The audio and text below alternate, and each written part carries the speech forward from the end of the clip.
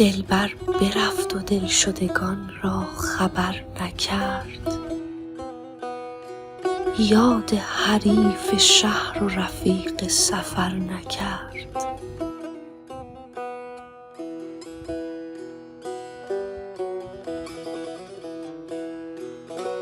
یا بخت من طریق مروت فرو گذاشت،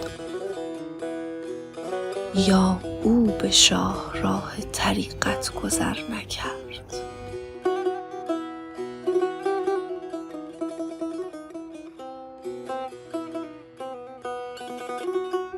گفتم مگر به گریه دلش مهربان کنم،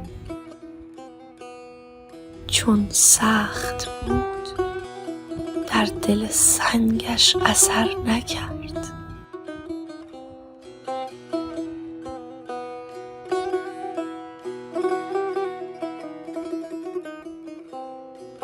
شوخی مکن که مرغ دل بیقرار من،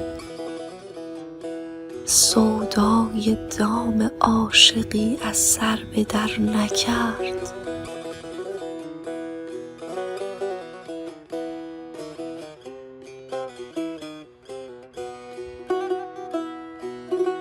هر کس که دید روی تو بوسید چشم من،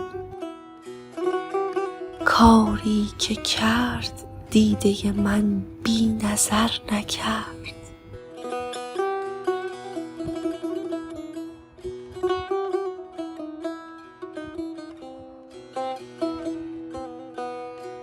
من ایستاده تا کنمش جان فدا چو شمع،